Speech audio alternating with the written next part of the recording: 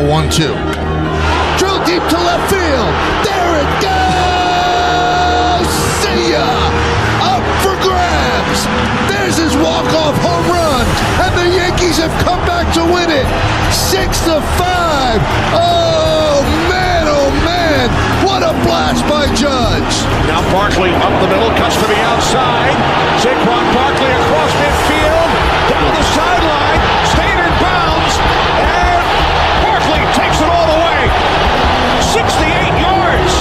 Turner drives one to center, chasing Nimmo back to the warning track right at the fence. He made the catch! Oh, whoa! The catch of the year from Brandon Nimmo! He took a home run away from Justin Turner! On the move. A lot of time. Directing traffic. Gonna go deep. Has a man deep. It is caught for the touchdown. Corey Davis. This is WHPC Sports Talk on the voice of Nassau Community College, 90.3 WHPC.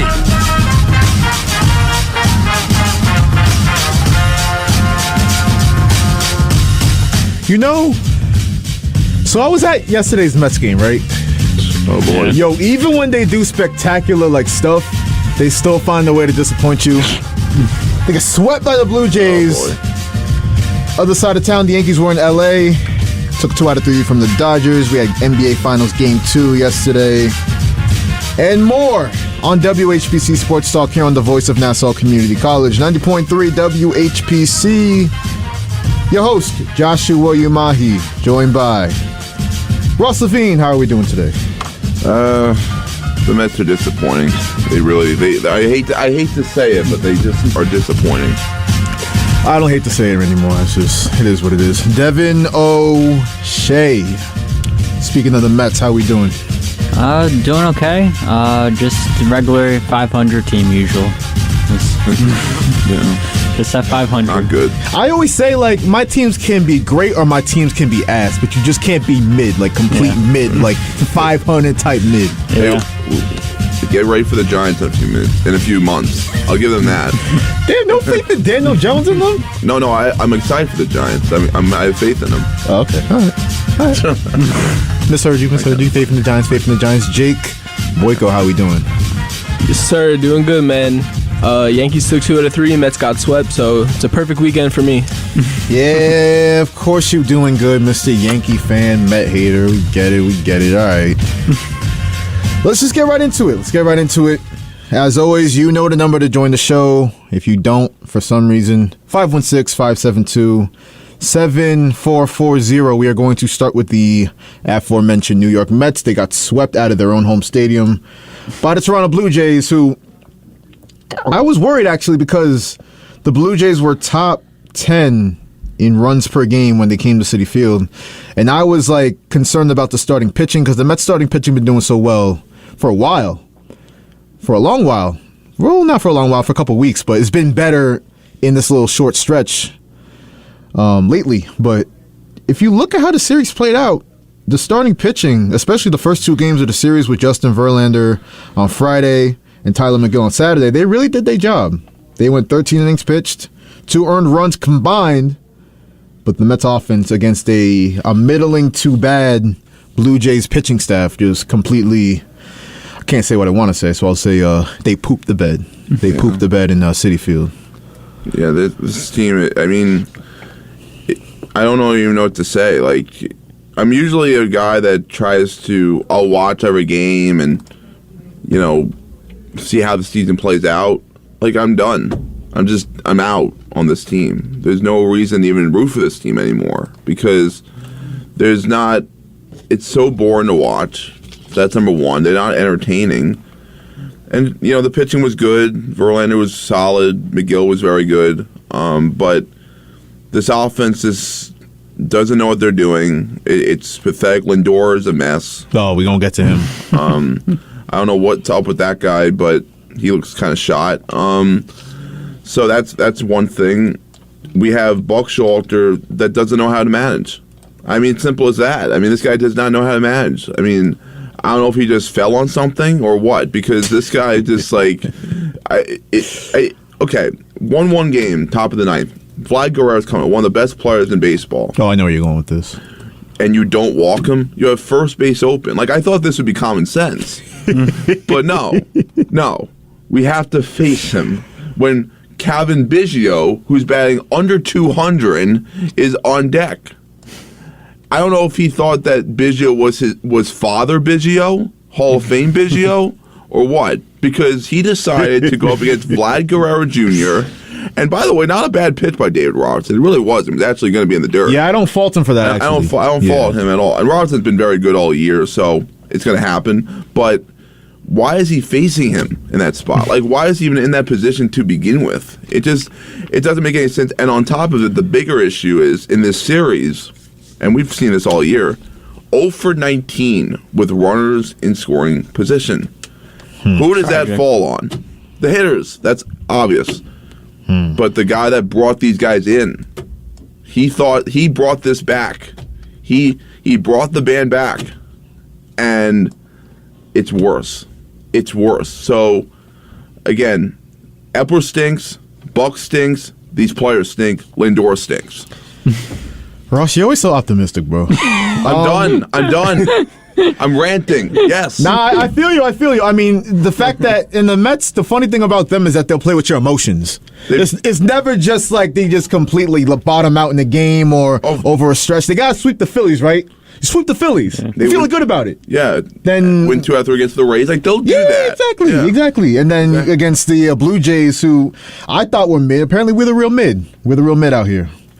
We got a caller already on WHPC Sports Talk. Caller, identify yourself. Tell us what's going on. What's on your mind? What's up, Josh? This is Justin. Justin, how are you doing? I am good. What's up?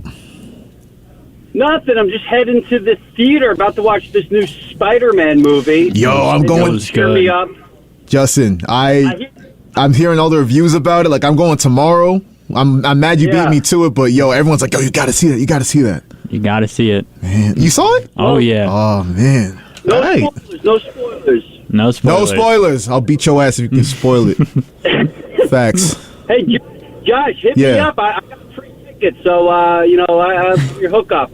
Go to a Regal theater. Yeah, is that right? Yeah, because, I'll get to the sports in a second. I go to the Regal theaters. I have the Regal Unlimited app, right? All right. And I pay whatever, $25 a month for it. But what I do is I take screenshots of the tickets and I send them to people. So, like, I could buy a ticket. I can send the screen. Like, Gina, Gina, our friend, she takes full advantage of this. I got her tickets to Little Mermaid tonight. Oh, that's fire. That's fire. That's fire. I love that. I'll take you up on that one of these days for sure.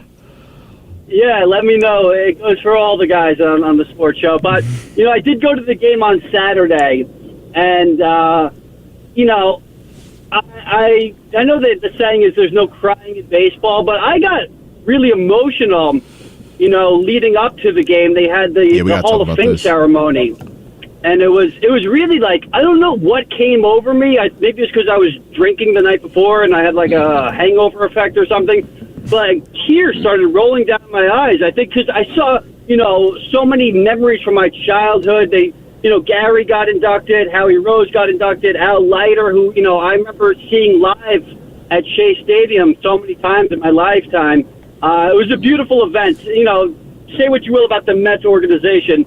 They have been honoring the past really well, especially since Cohen has come along, bringing back the old-timers day and whatnot. But this team is a dumpster fire. Francisco Lindor is atrocious.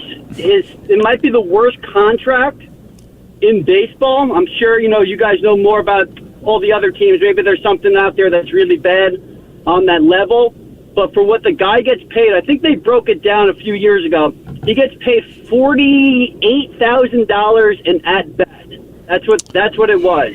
So he gets paid, $150,000 pretty much a game, and to see him batting under 210 or whatever it is.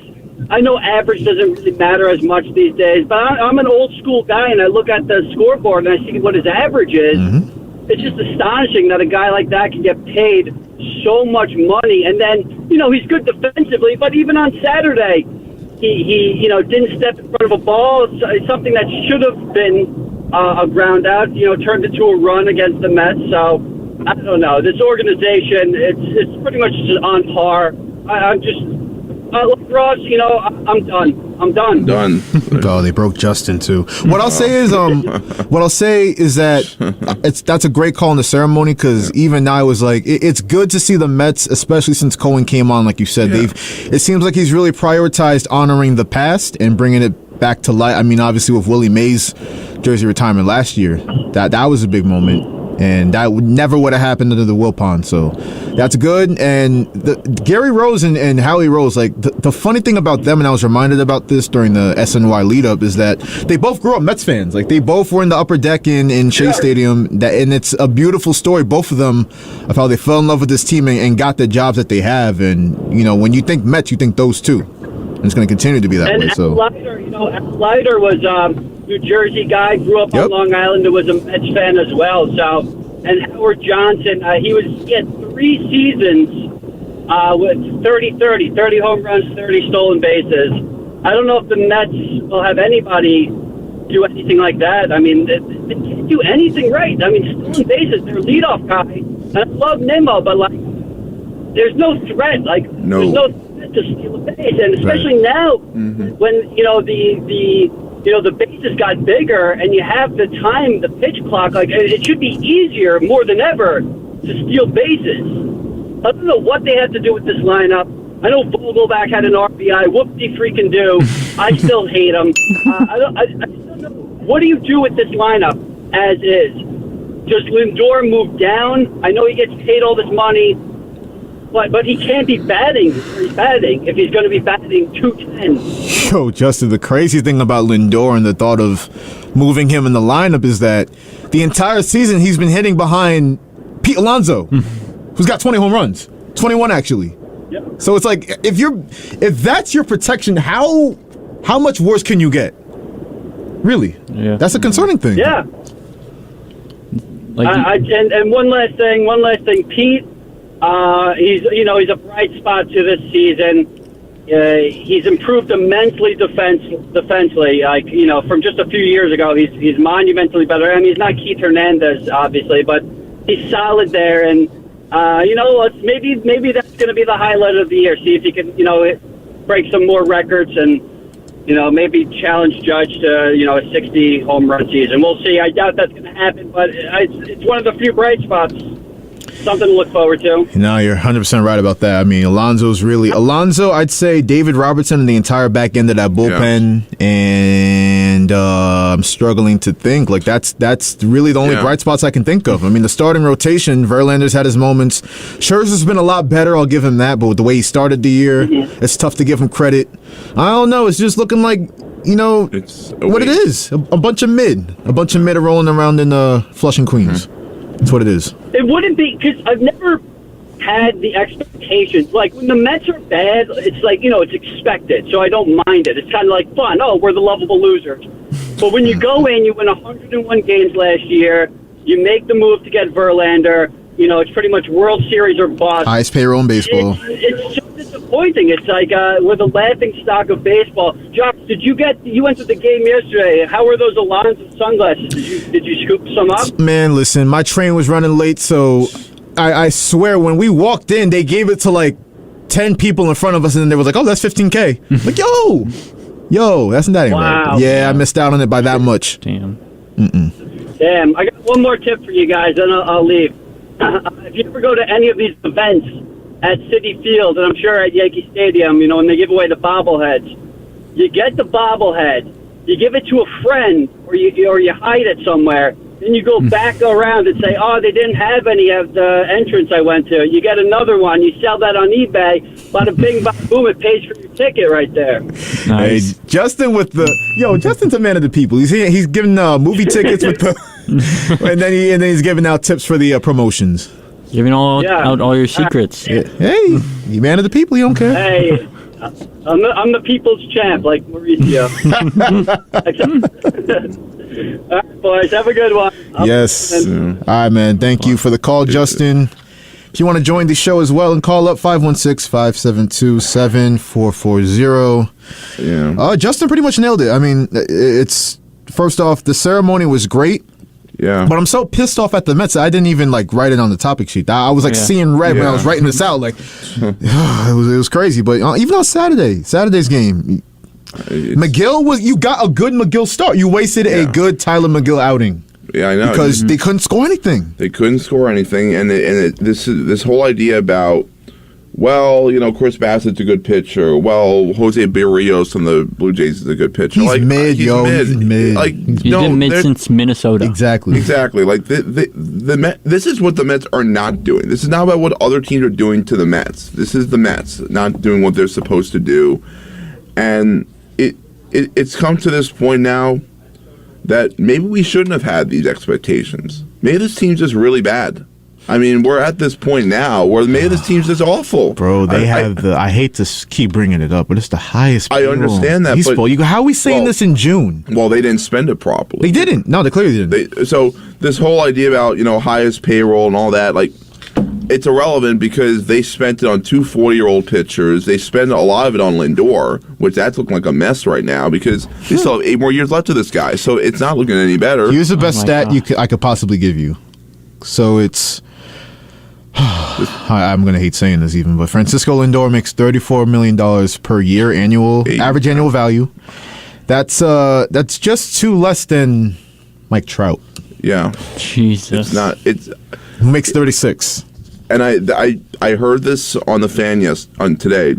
So the next few years, the trade clause, there's 15 teams.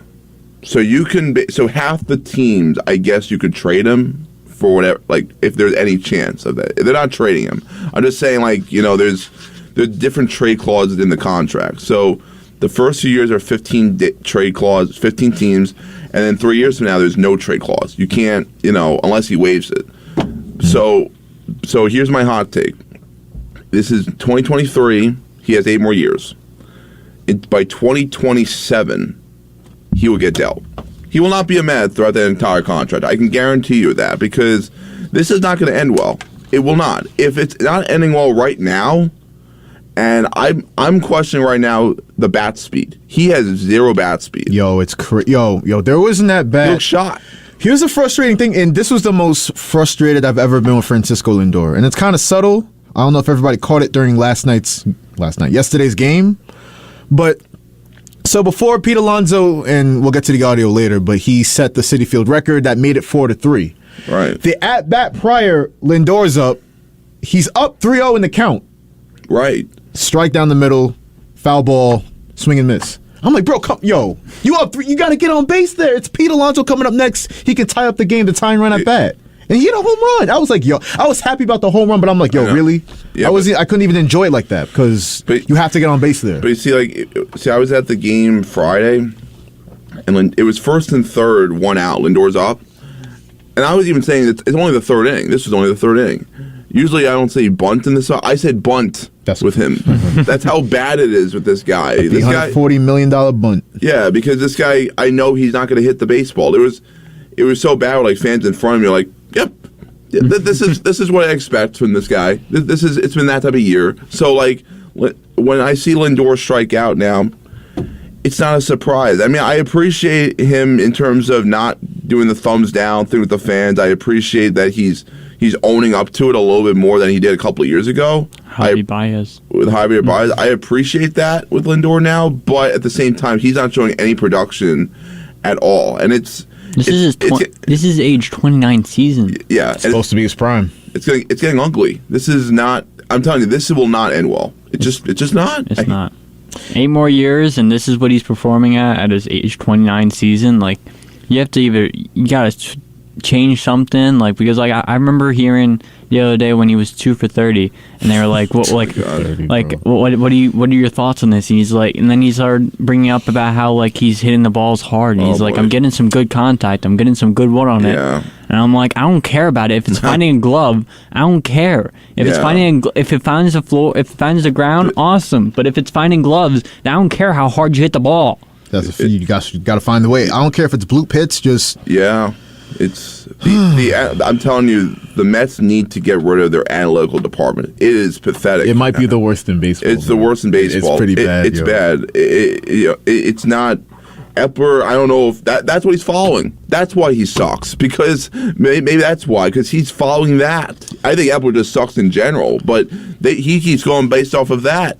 So now that I know that, and clean house. Like, after this year, if this team misses the playoffs with the highest payroll in baseball, it's gonna get ugly. It's gonna get ugly and it's gonna be at the point where Cohen's gonna have to do something. It's gonna get to it. Not. Well, I could bring these guys back. No, you cannot do that, because if it's gonna get this ugly, owners are gonna laugh at the Mets.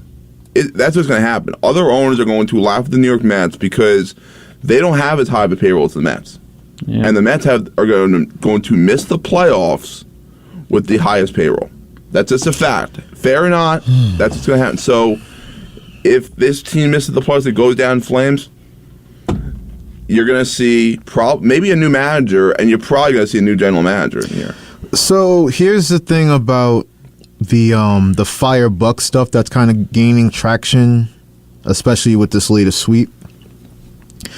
The problem is that, I saw Buck Showalter sitting next to Steve Cohen at the Hall of Fame ceremony on Saturday, and I was reminded, like, they're like tight. Like, I know Cohen and they're not tight like Epler.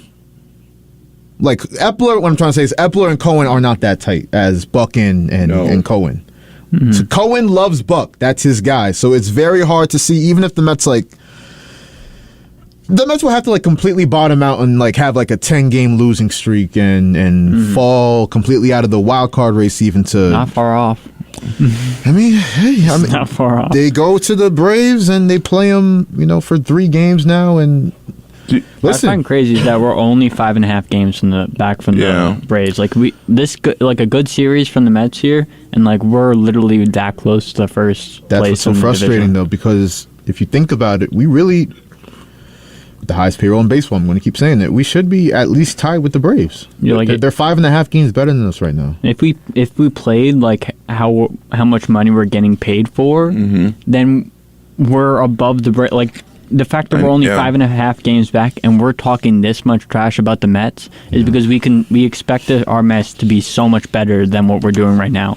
Yeah, it's 100% fact. And the payroll and the fact that, and Ross nailed it, it was nice in theory bringing in Verlander and the prior year Scherzer, but because the starting rotation is the most important factor in this team, we know that. But this offense is crazy that you can say that this is the offense they're putting out there. And I know they were good against Philly. I get that. And I know Marte and Canna and Escobar and Tommy Pham, who hit 2 home runs yesterday, they're all playing better. So that's good. But the fact that, bottom line, this is the lineup, mid at best, I call it. Mid at best. They have their moments, like I just said, but this is the lineup they're fielding with the highest payroll in baseball, and that's a gross mismanagement of assets. It is. I mean, we have such a weird team that the fact that we'll go on some stints of where our starting pitchers will perform incredible. They've been performing great, and then when they perform great, then the batting sucks. But then when the batting is hot, then the pitching starts sucking, and it's we can't just have a time where both is good at the same time. But you know what, Devin? That's the making, and I always say this. I say this about basketball teams too. When you're playing good on offense, your defense sucks. When you're playing good defensively, you can't get shots to fall. That's the makings of a bad team. Yeah, exactly. If you can't ever get it right, that's a bad team. Well, and even Brandon Nimmo, when they lost the series to Colorado, he was saying, "Well, we are not getting both together, pitching and hitting." Because at the time the Mets were hitting and the pitching was bad. But that's how you get 30 and 30. Yeah. That's how you get that. And after this series against Toronto, what are you going to say now, Nimmo? Same thing? Because you might as well say it, because it's the same thing. And the worst thing is that McGill pitched very well. A lot better than and he played, and at Citi Field, it seems like McGill pitches pretty well at Citi Field. He pitches a lot better at Citi Field, so, that's one thing where you got to give McGill some credit, facing a good lineup. Verlander pitched very well. and there's just no support from the lineup at all. So that's problem number one. And the other thing I question too is with this team, I'm starting to question it because again, there's no fire, there's nothing, there's no leadership on this team. I have come to that fruition that there is no leadership on this team. I know it's weird to say when you have Lindor and you have Marte. I question it. Yeah, I question it.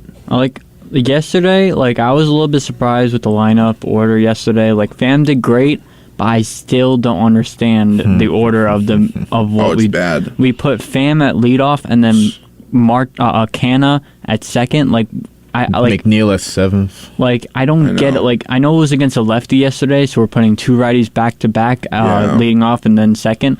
But I know Pham did good, but I just still don't understand it. Yeah. I don't get it. And what would be the argument yesterday? And I noticed it because when I walked to my seat and I'm like, that can't be right. Because I see, what would the excuse be for even Francisco Alvarez batting ninth and Canna batting second? I know. Yeah. Well, I know Bae didn't play. He's looked overmatched a little bit at times. Escobar's been better lately, so I don't mind that. Yeah, and by the way, against a lefty, against Kikuchi, and Beatty's a lefty, he does better against righties. And Escobar's a lot better as a righty too. I get that. That's like Lindor too. He's better as a righty. Yeah, he might have to make that full-time switch. Yeah, because it's not looking too good from the left side of the plate. I have a nickname for Lindor: robbery of money. That guy robs money because he's still walking to the bank. He smiles. He's smiling to the bank. Does. He's smiling to the bank. He's my Giants version of or Mets version of Kadarius Toney with the Giants. That's what he does. He's Tin Man. That's what he is. He doesn't. What does he do other than smile? Kadarius Toney had a great smile too. By the way, he was he had the y'all see his smile in when he went to the Chiefs. He was doing that interview and he was he looked scary. Eyes big, smile. Dude. That's Lindor. It's oh God. I don't think that guy cares if we win 175 games. I don't care. But here's the thing, because listen, when you're broke, right? Yeah. And people criticize your performance. That's fine. It burns you a little bit. All right, I gotta be better. I don't got nothing else. Of course. When you're making $341 million, it's yeah, I hate being booed by the fans. Yeah. And the fans were really booing yesterday. They was on his ass. It was crazy. I never thought that. I thought Francisco Lindor was beloved enough after last year for people to be okay, we're patient with this kid and all this stuff. But they were booing yesterday. Oh yeah, it was ugly. It was bad. Hey, it's Mets Misery Hour right now, but we got a caller on the line. Caller, what's up? Oh, I love that. There it is. Here live in New York Mets.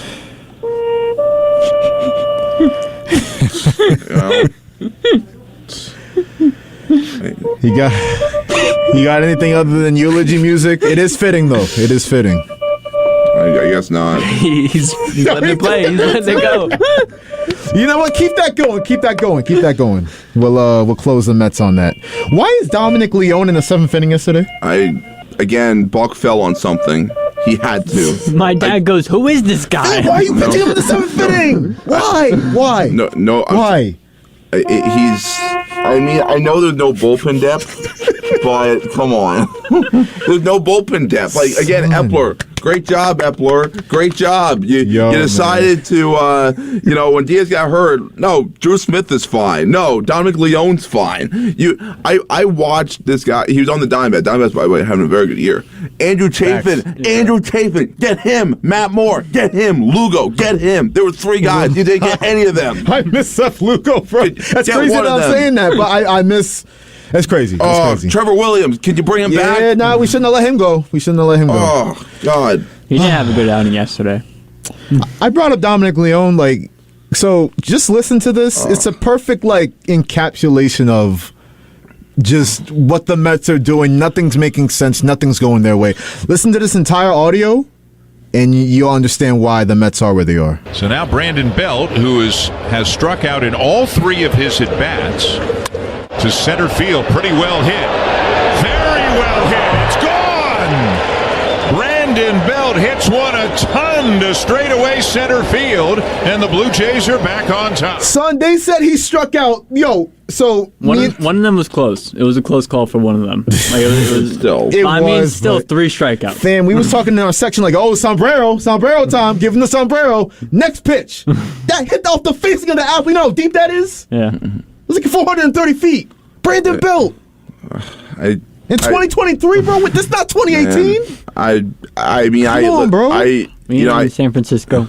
It's not San Francisco. It's not the World Series. This is 2023. I watched like the Hall of Fame with Howie Rose and his like speech when he said like this team's like gonna win a World Series. Like, yeah, right. Okay, Howie Rose. I don't know what you're watching. Yeah, even when Howie said that, I was like, really? I don't know, bro. I appreciate your optimism, but I think he had to be drinking something. Pregame before the speech. Yeah, he went to like his favorite diner and got like something. I don't know. Like, I'm gonna need this for what I'm gonna say. Yeah. Ain't no way I'm saying this sober.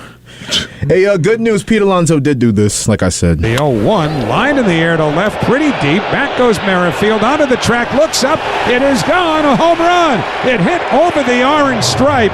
The ball is thrown in by Merrifield. Alonso slides unnecessarily into second because that ball, even to the naked eye, looked like it clearly hit above the orange line. A home run for Alonso. And the Mets are now within 1 for Alonso, his 72nd home run here at Citi Field. He now holds the Citi Field record for home runs. Now, I made sure to get that Howie Rose audio because obviously Gary Cohen was getting honored, so we had to listen to Steve Gelbs do play-by-play. I love Steve Gelbs, don't get me wrong, but he's not Gary Cohen, to put it kindly. Well, they had Wayne Randazzo last year. We miss him. That's why they're terrible. No Wayne. Yeah, Steve is great at his regular job. Yeah. But play-by-play was kind of... He said it even like, yeah, don't listen back to this, Gary. When you watch back the game, just watch it on mute. He's good for the Jets. He does Jets post games. Yeah. It took a minute for them to confirm this home run. I was like sitting out. Yeah, I was watching on the that big-ass scoreboard at Citi Field, like... they were doing it frame by frame. We were like, oh, that's gone. No, it's not. Oh, it's gone again. No, it was that close, but they did rule it a home run. I was going like this all night. I was like, just call it. Just call it. Listen, that's a big home run, too, because it's a Citi Field record, passing Lucas Duda. Remember the Lucas Duda era? Favorite player. Forgot he existed for a second there. I remember, like, when I would go to games, and this would be his walk-up music. The Jimi Hendrix, I was like, yeah, I can mess with this guy. I like him. I remember like Lucas Duda, Daniel Murphy, Jose Reyes, David Wright. That was a team. Oh, bro. yeah. Those are the good old days when we ain't have $340 million shortstops getting 8 strikeouts and 1 hit in the 3-game series. But good news. Tomas Nido, a great guy, garbage player. Designated for assignment, Omar Narvaez is activated off the IL, so we have 2 good catchers on the roster now. That's good. But like I said, the Braves, we play them on Tuesday tomorrow. Here's their June schedule for the Mets, and then we'll get to the Yankees. At Atlanta for 3, at Pittsburgh, at home for the Yankees, a Subway Series for 2. St. Louis, we host them. Then we go at Houston, at Philly, host Milwaukee for 4. You know what? It's some tough games in there, don't get me wrong, but it's a lot of winnable games in there too. And if the Mets want to turn around their season, like this is, like I said last week, it's make or break time. This is it. It may be this may be weird. Maybe if this team misses the playoffs, it's a blessing in disguise. Because major changes will happen. Yes. I feel like major changes need to happen. I don't know if it's Buck Showalter needing to go. I could definitely do without Billy Epler with what I've seen. I'm still haunted by that trade, and I know it was 21. Yeah, but I know. Trading for Baez, right? Crow Armstrong is killing it. I know. In the Cubs system. It would be nice to have a bat like that in the system with Ronnie Mauricio right now and the young kids. The issue also was they didn't bring Baez back. No, like you can't trade a top prospect like that and then not even think about bringing them back. Well, yeah. Not, like Baez has sucked, don't get me wrong, but yeah, no, I know. And he's been terrible in Detroit. Garbage. Well, you know they're going to the way I look at it, and I said this a few shows ago, you got to sit down with Buck and ask him, are you committed to playing young players? And if the answer is no, you need to move on. But this is the issue, and we saw this with the Knicks, not this season, but the previous season, and then we saw it with the Warriors, Golden State Warriors this year. you have a win now mentality with a lot of young players on the roster. Yeah. Now, the young players are good. Like Francisco Alvarez is a keeper. I think Brett Beatty, as he gets more comfortable in the big leagues, is a keeper. Jury's still out on Vientos for me. And obviously Mauricio's still in the minor leagues. But if it comes down to making a big trade for maybe a Chafin, like Ross said, maybe a Shane Bieber, the Guardians are going to look to clean house, I think.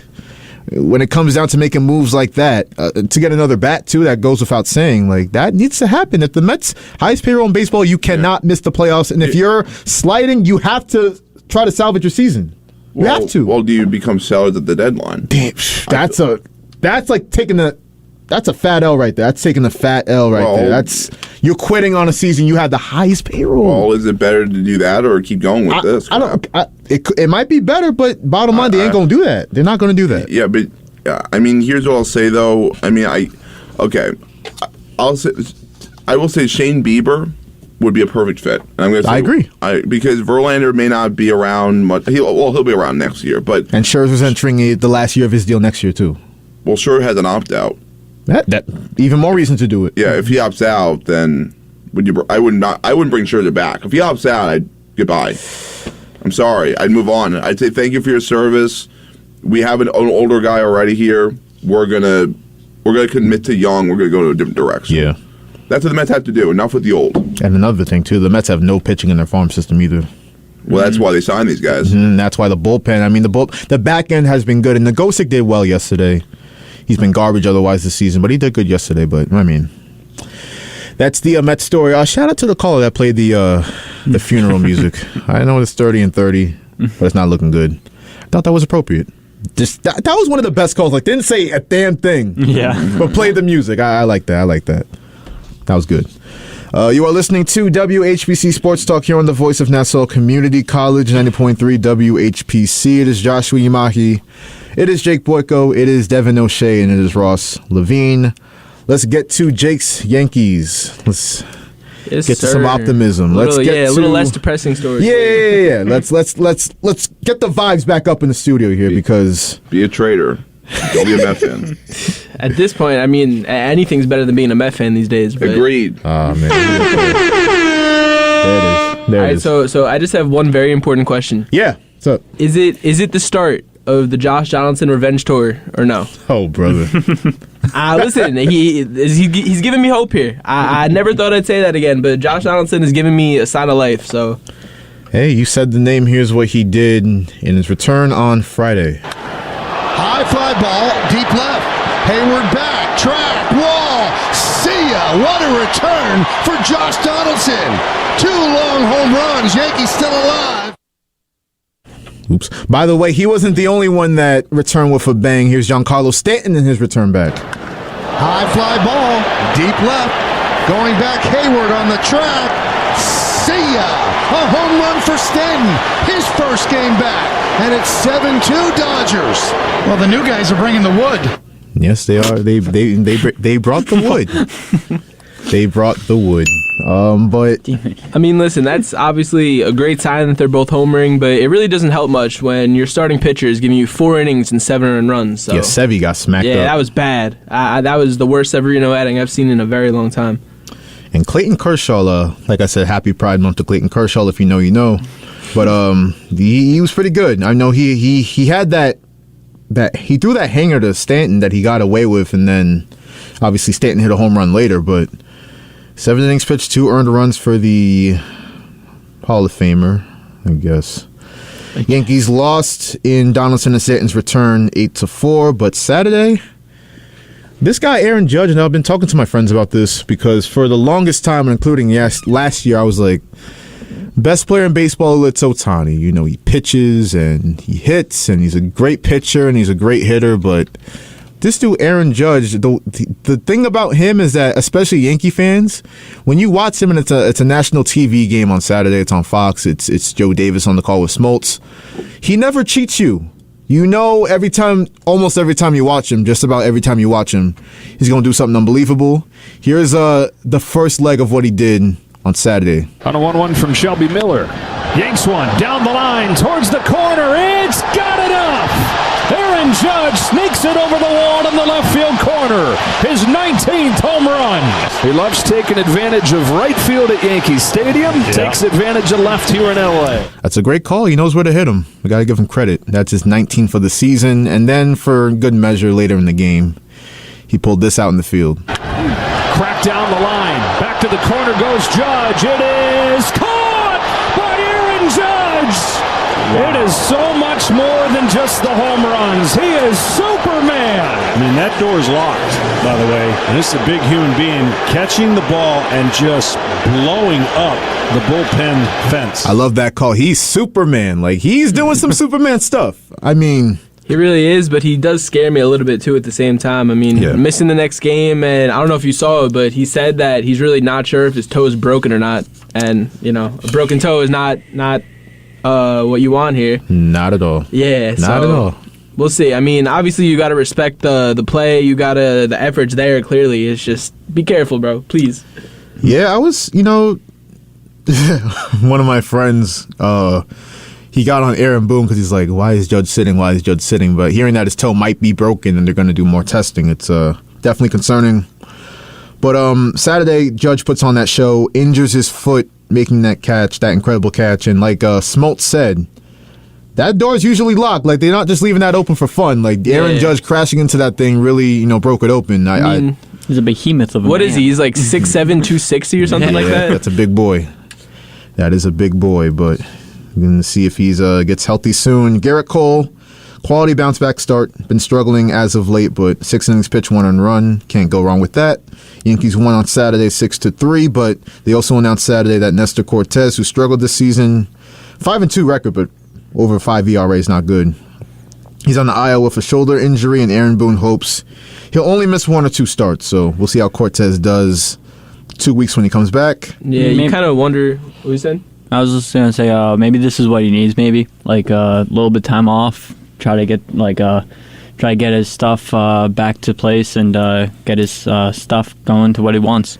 Yeah, and I'll ask you this, Jake, because I was saying last year, like, he had never blown through like that innings number before in his life. Exactly. I mean, that's the thing too. What Devin was saying, you kind of makes you wonder. Maybe he's been pitching through a minor little injury this whole time because the starts that he's made this year, they're not horrible starts. Like, he's putting up, he's going somewhat deep into the games. It seems to be right before the tank's empty, he kind of just gives up a 3-run shot or something like that. But that's why you wonder, maybe it has something to do with injury because the quality starts haven't been horrible until the end of his outings.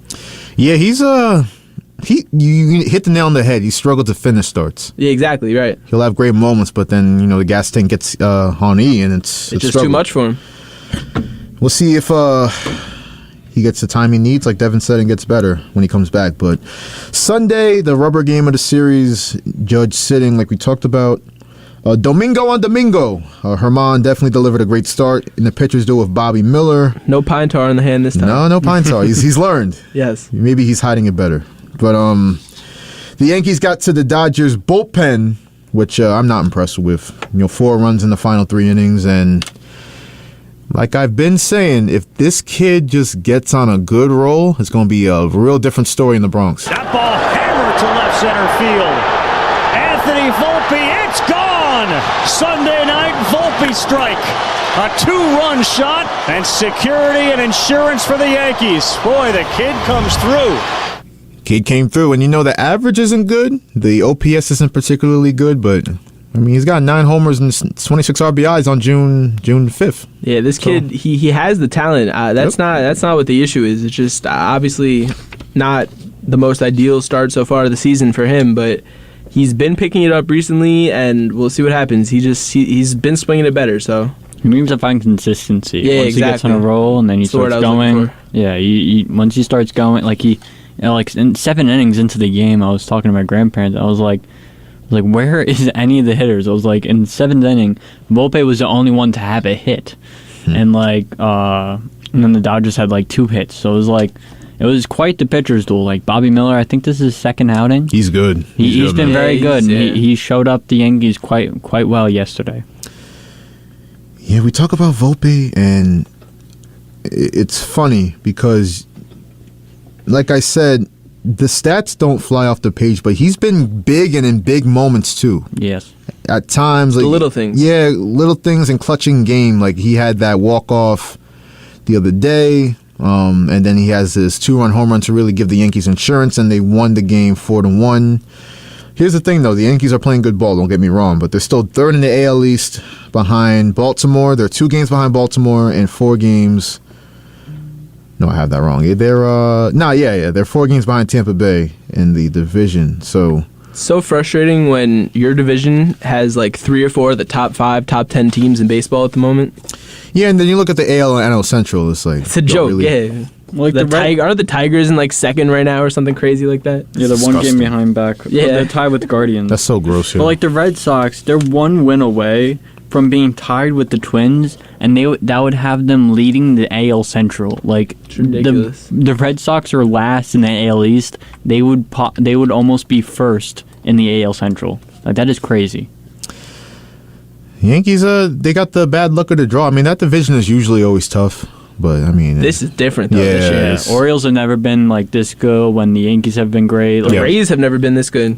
Yeah, the Rays, it's just that hot start they got off to, and I'm trying to see how they've been lately. I know they haven't been at that pace, but they're 6-4 in their last 10. They had against the Red Sox yesterday. They had a inside the park home run from 2 errors that came from the Red Sox. Like they threw it at second, and then it went past the second baseman. Oh, don't he say kept that. running the bases, and then he just walked right through a home plate. Like it was terrible. It was terrible defense by the Red Sox yesterday.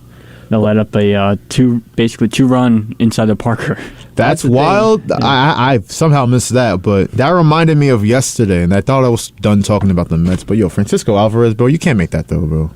And Lindor, you got to keep that from going in the outfield. Yeah, like that was we was in complete disbelief in my section because Tommy Pham's just like, I'll get to this ball and then I'll throw it back in. Like, he's running home, bro. Like, don't know. What you doing? Run to the ball with some urgency. He's too old. He's 30. I think he's 36. No, like he cares. He shows a lot more passion about his fantasy football league than throwing somebody out at home play. I don't get it.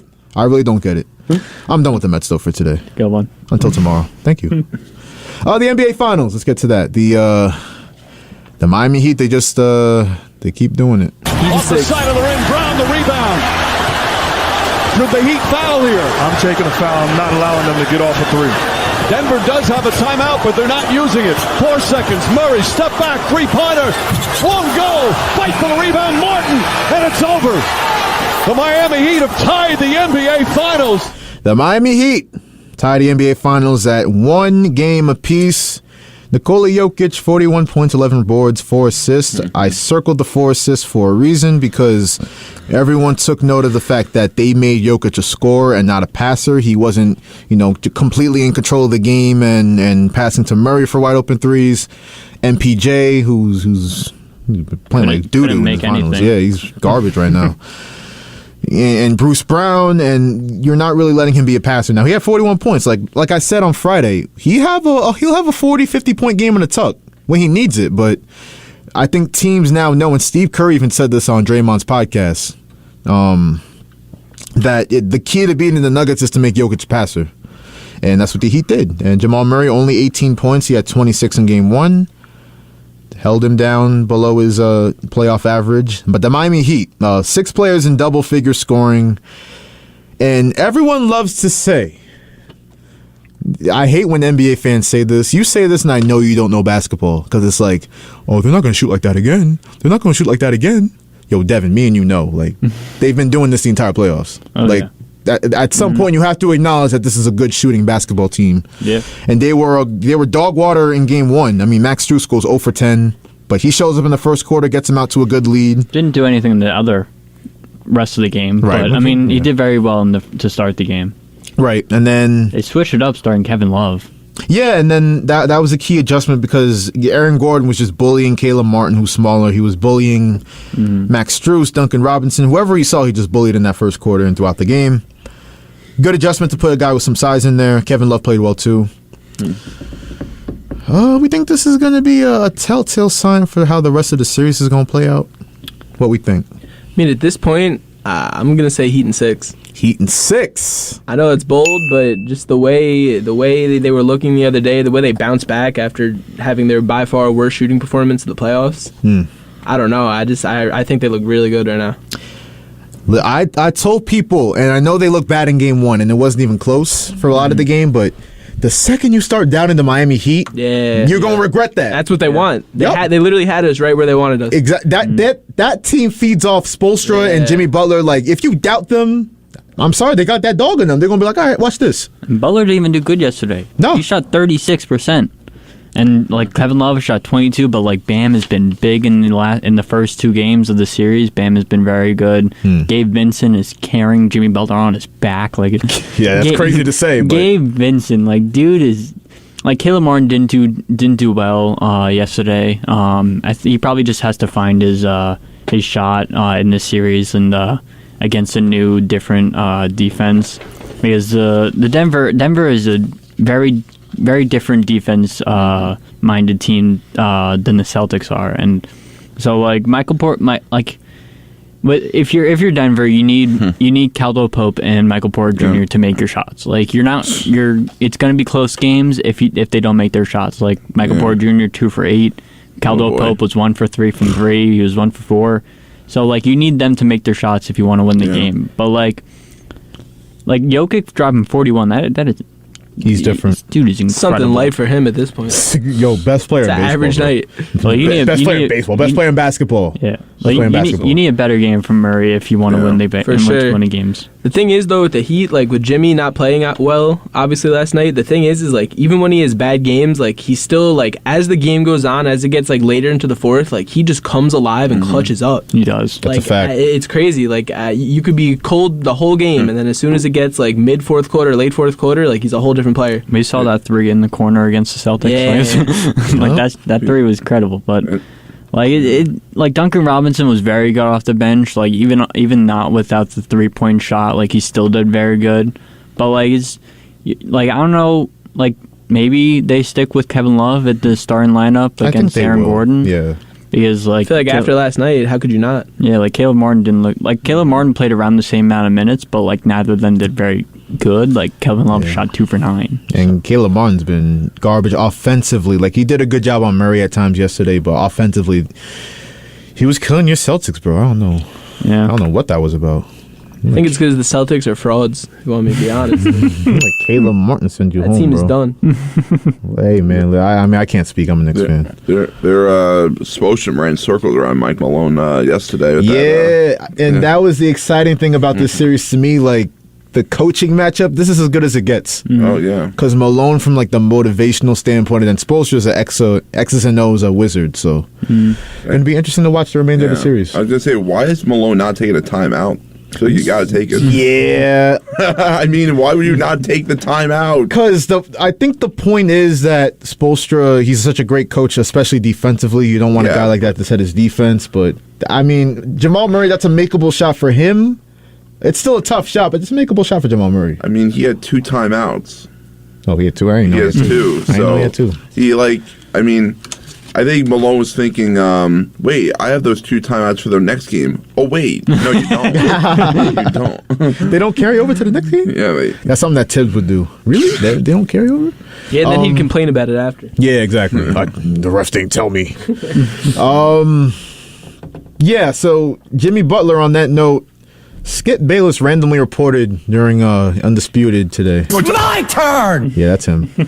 That Jimmy Butler, he's going through a family matter. His dad's sick, so apparently, I don't know. I don't know how much I trust Skip. What is he, questionable for Game 3? Michael Jordan sick. Yo, they uncanny resemblance. I'm telling you. You know, if he really is his son, Michael Jordan, he got an interesting family because you got Marcus Jordan dating Larsa. Yeah. And Scottie Pippen saying he's a horrible player. Malik Beasley. It's all bad in the Pippen family, but you know, hopefully Jimmy Butler's all right. You don't want to see that. Well, wishes and prayers, but Kyrie Irving, former Net. So random. Yo, like so, what? Like Sean Sharania tweets out that Kyrie Irving has been trying to recruit LeBron to Dallas, and I'm like, yo, this gotta be like. First off, I thought it was a fake tweet. And then I'm like, yo, Shams got hacked because there's no way that this is true. And then like, nah, it's still up. I'm like, oh, okay. And then he's posting now after. I'm like, Kyrie's funny, bro. That's a funny guy, bro. I seriously don't see that dude like LeBron in a Dallas jersey. I can't see it at all. He's not a Dallas man. Doesn't he hate Dallas after 2011 too? Exactly. Yeah. Like he hates Mark Cuban. I know that much. Yeah, I'm like, Kyrie, you bull for this. Like, I don't understand. Like, I know you want to play. It's like he's trying to get the best of both worlds because it's like he wants the money from Dallas and then he wants to play with LeBron. Because like I think the other day that I think the Mavs said that like they would not want to do a D'Lo for Kyrie Irving sign and trade deal. Yeah, I wonder why. So I guess he's trying to like he's not able to recruit. He's not able to get with LeBron in LA. So maybe he's trying to get LeBron over to Dallas.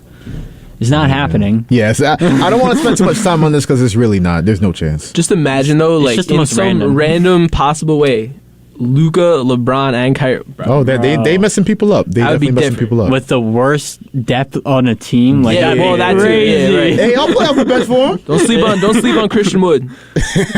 Don't sleep on Christian Wood. Facts. I can shoot a little bit. I can pass a little bit. You got like Luka at the 1, Kyrie at the 2, LeBron at the 3. Then you got Reggie Bullock at the 4, and then Christian Wood at the 5. Like, bring JJ Jarea back.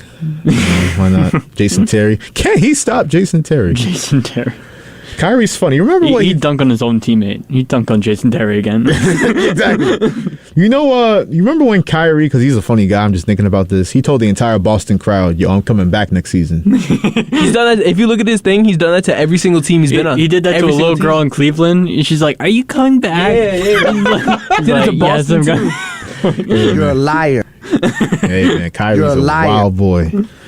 Said he wanted to be in Brooklyn. Then he requested a trade when they were doing good at the midway point in the season. Like, they were doing good. I hate to use this word, but he's a terrorist, bro. I'm not even going to use the bomb sound effect. He's a tyrant to any team he goes on. It's like, no. That's too much.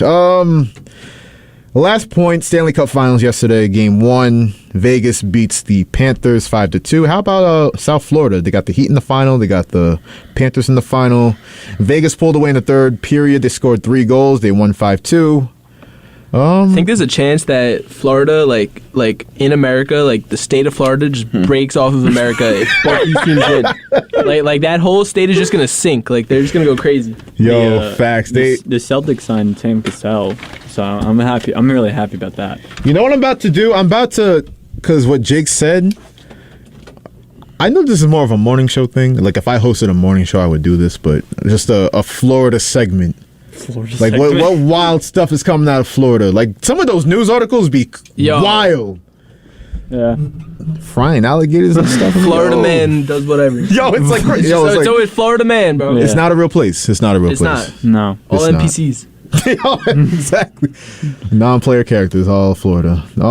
There's a bunch of senior citizen centers. Yeah. Shout out Ron DeSantis though or not. That's it. Any final thoughts for today? Go Heat. That's really it, man. Mets suck. The Yankees are a good baseball team. It is what it is. The Mets do suck. I'm happy you said that. We need a reminder before we get out of here. It's not looking good. Maybe some time away from Citi Field will help them. I know Francisco Lindor's happy he's not getting booed by his home fans. Maybe he'll get booed by Atlanta fans. See it, Verlander versus Strider. I'm looking forward to it. Yeah, Strider. Verlander Strider. I want to beat down Spencer Strider today. That's what I want. Pause, but yeah, I was waiting. I was waiting. You scared me for a second. That's the end of the show for today. And for Jake Boyko, Devin O'Shea, Ross Levine, this is Joshua Yamahi. Thanking you once again for listening to Sports Talk on the Voice of Nassau Community College, 90.3 WHPC.